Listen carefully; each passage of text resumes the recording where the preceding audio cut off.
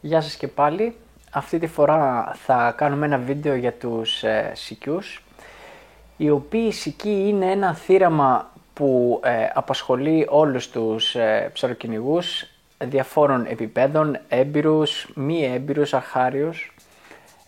Είναι ψάρια τα οποία μπορεί να είναι δύσκολα, αλλά ταυτόχρονα μπορεί να είναι και τα πιο εύκολα. Ανάλογα την περίσταση, ανάλογα τον τόπο, την ώρα, τις συνθήκες και το καθεξής, μπορεί να έχεις την ευκαιρία να πιάσεις ένα ψάρι το οποίο είναι πολύ νόστιμο και πολύ εύκολο, αλλά αντίστοιχα μπορεί να ψάχνεις συγκεκριμένα για τέτοια ψάρια και να μην μπορείς να τα βρεις καθόλου.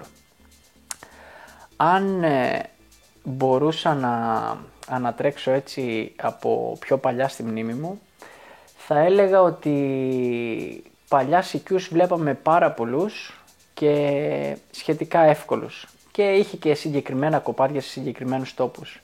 Όσο περνάνε τα χρόνια, παρόλο που τα ψάρια υπάρχουν, δύσκολα πλέον κυκλοφορούν έξω από τις πέτρες και ο ψαροκυνηγός, αν δεν είναι τυχερός, για να πιάσει συστηματικά σικιούς θα πρέπει να έχει κάπως έτσι αυξημένες κυνηγητικές ικανότητες.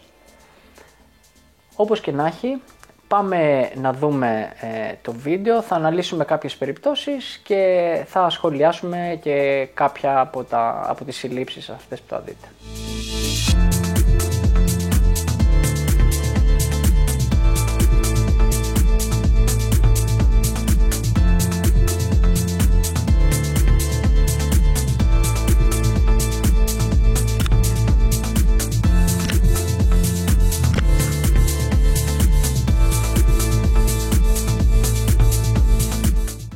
Η χρονική περίοδος η οποία γίνεται αυτό το βίντεο είναι χειμώνας, οπότε μόνο και μόνο για αυτό το λόγο θα ξεκινήσω από τους σικιούς στα ριχά.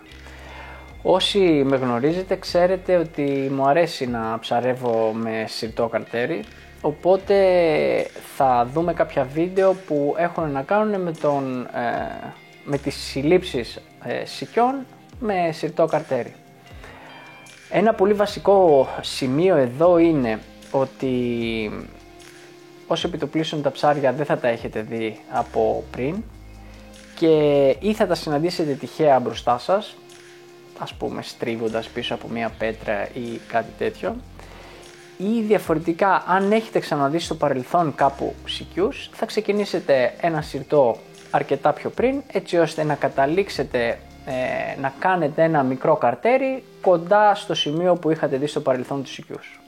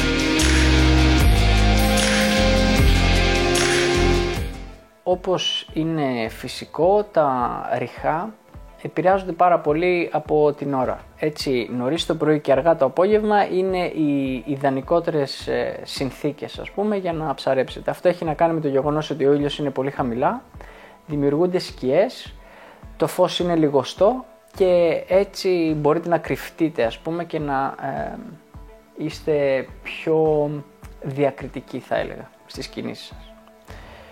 Όπως και να έχει, θα δείτε στο επόμενο βίντεο ότι ξεκινάω μια βουτιά από αρκετά ριχά, δηλαδή ήμουν κολλημένος με την ακτογραμμή και σύρθηκα σιγά σιγά και εκεί που βρέθηκε η πρώτη μορφολογία, ένα μικρό κοπάδι σικιών, αν δεν κάνω λάθος είναι 4-5 άτομα, αιωρούτανε πάνω από το σημείο που ήταν κοντά το θαλάμι τους και μου δίνουν την ευκαιρία να κάνω μια βολή. Βέβαια η αλήθεια είναι ότι καθυστερώ λιγάκι γιατί από συνήθεια πάντα ψάχνω να βρω το ψάρι που είναι λίγο μεγαλύτερο, λίγο καλύτερο και ούτω καθεξής.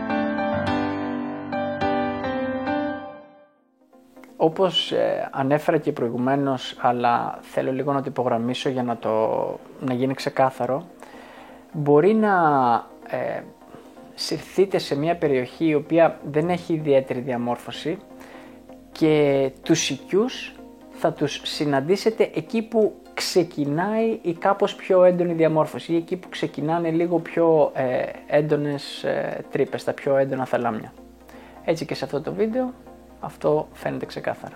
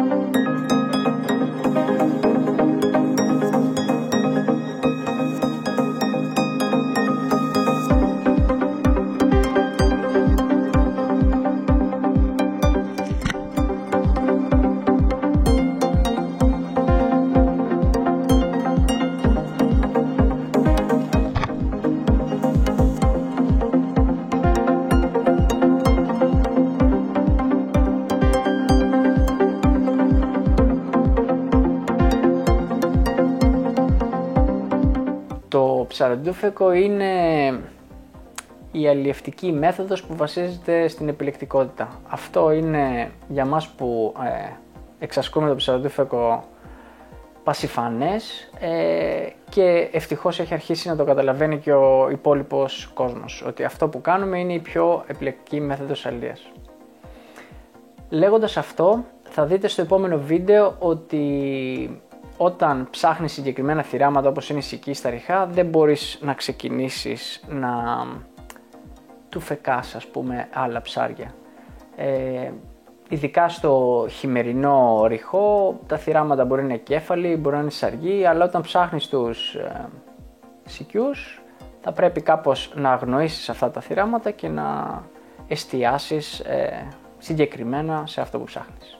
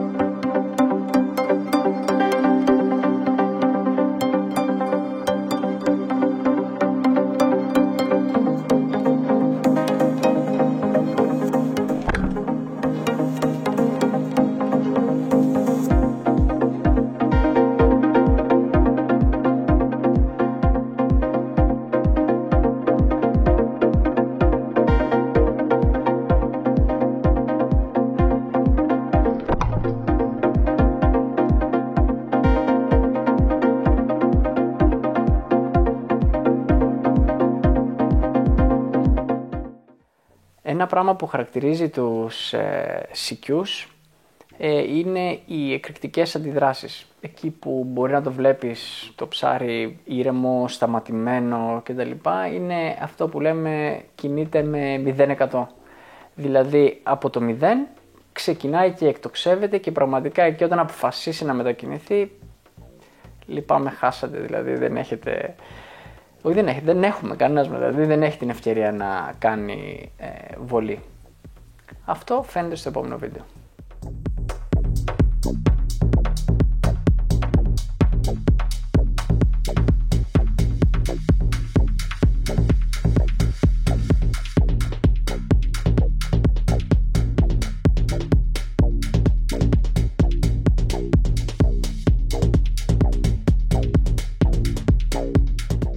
Όταν έχεις κάποιες επιτυχίες, όταν έχεις πιάσει δηλαδή κάποια τέτοια ψάρια, ανεξαρτήτου βάθους,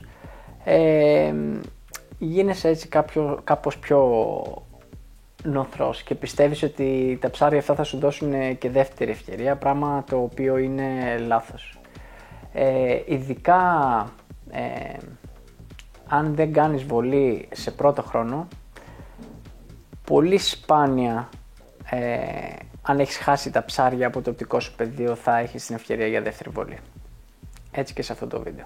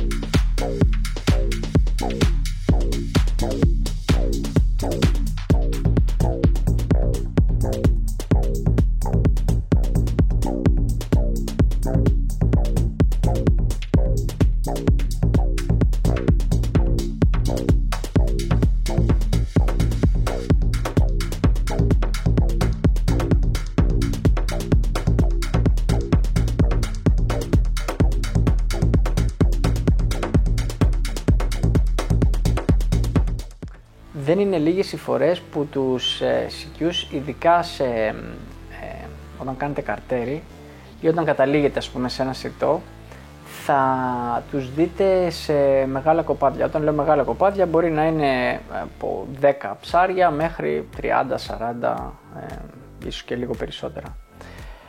Σε αυτές τις περιπτώσεις, όταν βλέπετε να κολυμπούν σε σχετικά ανοιχτό νερό, κοντά στο βυθό πάντα βέβαια, αλλά σε σχετικά ανοιχτό νερό, αυτό που έχει μεγάλη σημασία είναι τα πρώτα ψάρια του κοπαδιού. Δηλαδή είναι αυτά τα οποία θα δώσουν την πορεία και θα ορίσουν και τη συμπεριφορά και όλου του υπόλοιπου. Δηλαδή θα δείτε χαρακτηριστικά στο συγκεκριμένο βίντεο ότι μόλις τα ψάρια πλησιάσουν και μόλις αποφασίσουν να φύγουν, να στρίψουν τα πρώτα ψάρια, ακολουθεί όλο το κοπάδι χωρίς δεύτερη σκέψη. Οπότε κρατήστε αυτή την πληροφορία κατά νου και μάλλον θα πρέπει να ρίξετε σε αυτά που έρχονται πρώτα.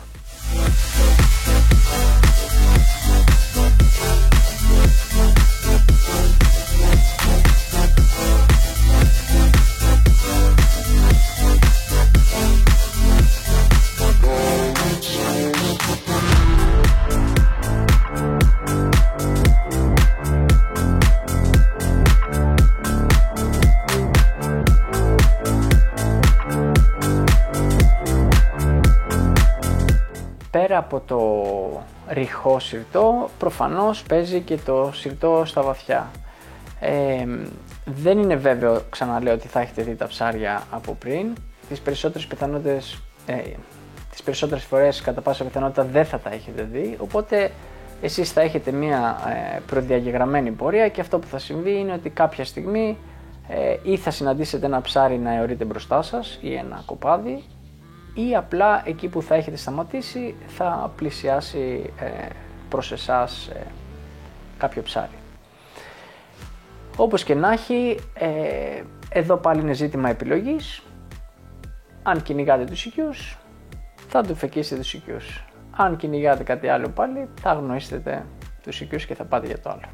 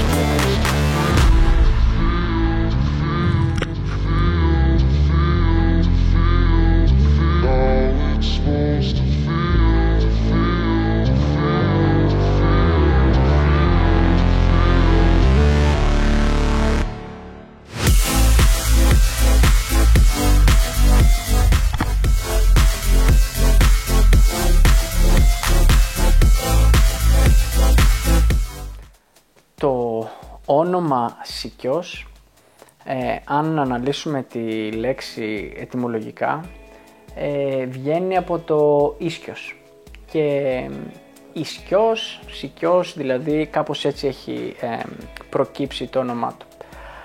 Αυτό που φανερώνει δηλαδή ουσιαστικά η λέξη είναι ότι αυτό το ψάρι λατρεύει τις σκιές και πραγματικά είναι ένα ψάρι που κατεξοχήν κινείται στις πέτρες μέσα, στα θαλάμια μέσα, Σπανίως βγαίνει έξω και όταν αποφασίζει να βγει έχει χαμηλές συνθήκες φωτισμού, πλην ελαχίστων εξαιρέσεων.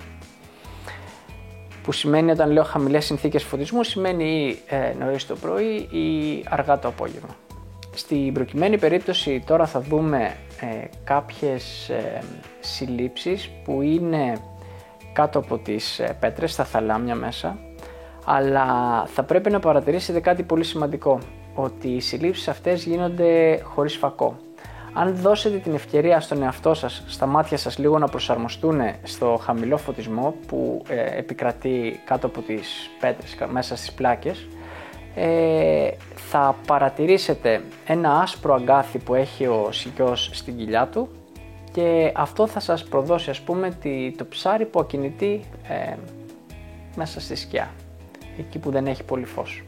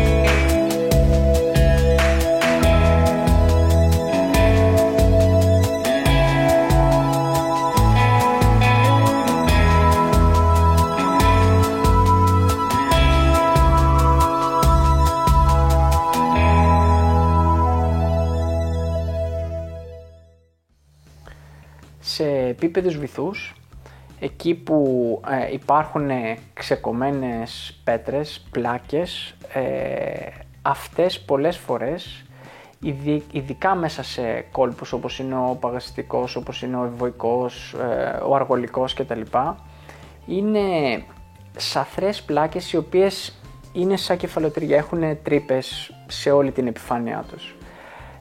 Οι σικοί λατρεύουν αυτή τη μορφολογία και πολλές φορές θα καταφέρετε να πιάσετε σικιούς, αν όχι περιφερειακά γύρω από την πέτρα, μπορεί και κάνοντας βολές πάνω από την πέτρα από τους φεγγίδες, από αυτά τα τρυπάκια που έχει.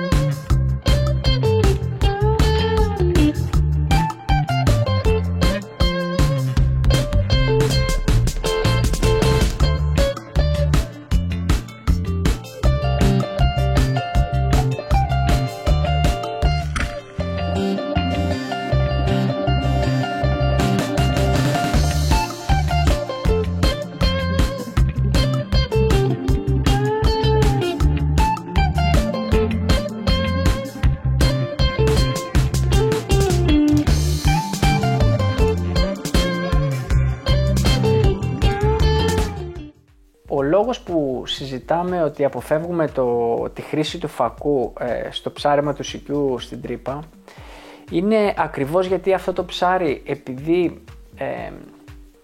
νιώθει πολύ οικία όταν βρίσκεται στο σκοτάδι, όταν εμείς ανάψουμε το φακό, αυτό τρομάζει και συνήθως φεύγει. Οπότε όσο το δυνατόν περισσότερο αποφεύγουμε, ξαναλέω, τη χρήση του φακού.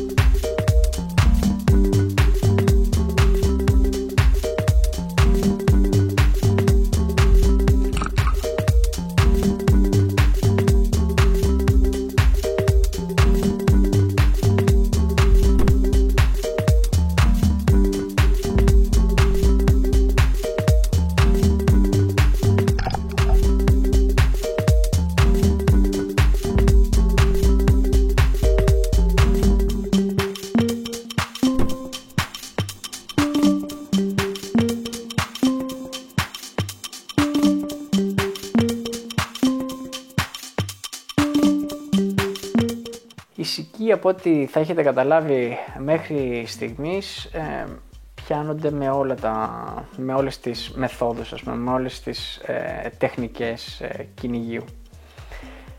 Το θέμα είναι το εξής, ότι αγαπάνε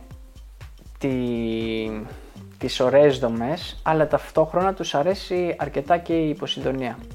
Δεν είναι λίγες οι φορές που σε λιβάδια υποσυντονίας θα βρείτε σικιούς, ή ακόμα καλύτερα μπορεί να μην τους βλέπετε, αλλά μπορεί να τους ακούτε.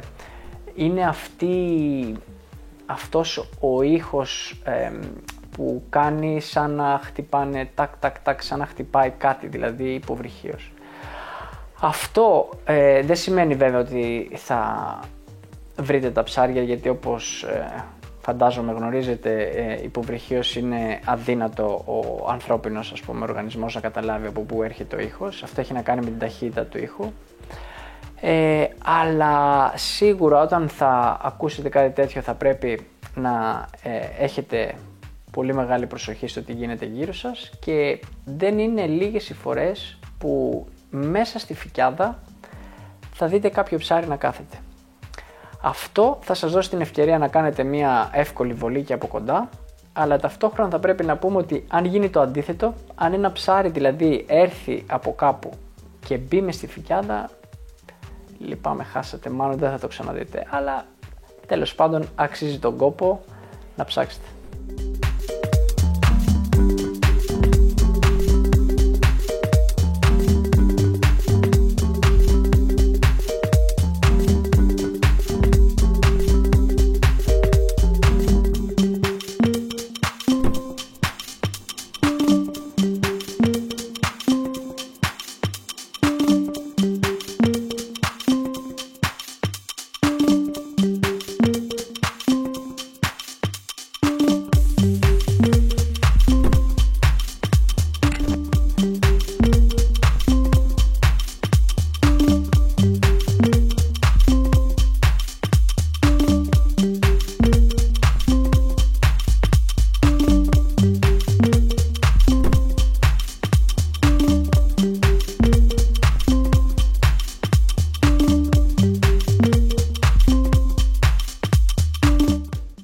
Ένα άλλο τερέν στο οποίο αρέσκονται οι σικοί εξαιτίας των συνθηκών που δημιουργούνται είναι τα απότομα κοφτά νερά, τα σκαλοπάτια δηλαδή, η γκρεμή και ούτω καθεξής.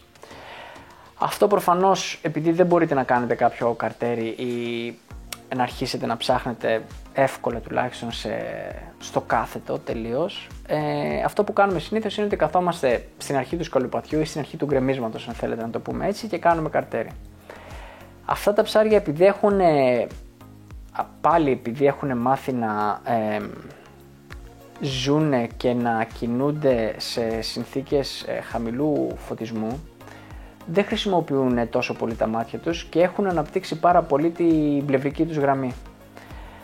Αυτό αντιλαμβάνεστε ότι καθιστά, ας πούμε, την παρουσία του κυνηγού πολύ εύκολα ανιχνεύσιμη από το σικιό, και αυτό έχει σαν συνέπεια ότι όταν εσείς κάθεστε, ας πούμε, να κάνετε ένα καρτέρι, η παρουσία σας γίνεται σχετικώς αντιληπτή και πολλές φορές θα βγουν οι σικοί από τους ίσκιους ή από τις τρύπες τους, για να το πούμε έτσι, και θα πλησιάσουν να δουν τι είστε, τι κάνετε.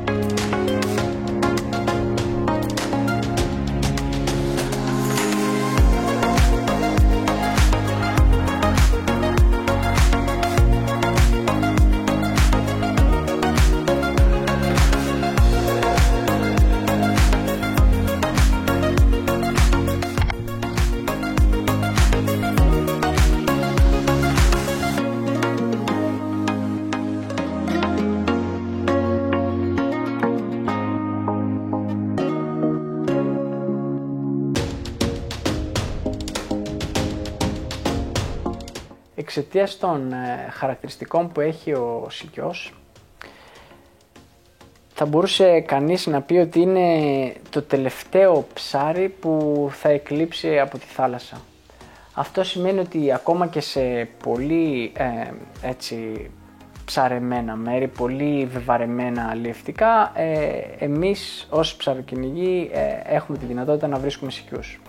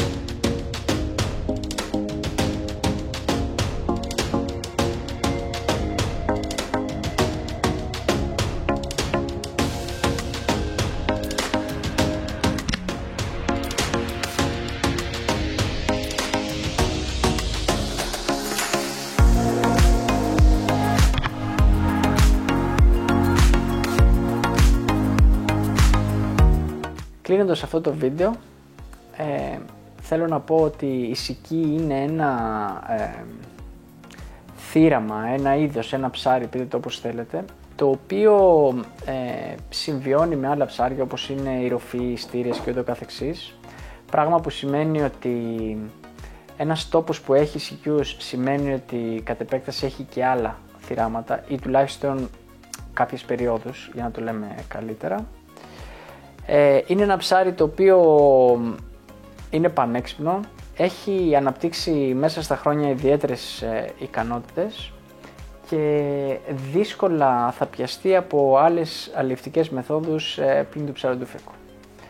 Βέβαια, είναι αντίστοιχα και ένα θύραμα το οποίο έχει υποστεί όλο το βάρος και το μένος των παράνομων ψαροντουφεκάδων των νυχτερινών του παρελθόντος με τις μπουκάλες και ούτω καθεξής, αλλά εμείς ως σύγχρονοι υποβρύχοι κυνηγοί οφείλουμε να ακολουθήσουμε την επιλεκτικότητα και οφείλουμε αντίστοιχα να προστατεύσουμε και το περιβάλλον.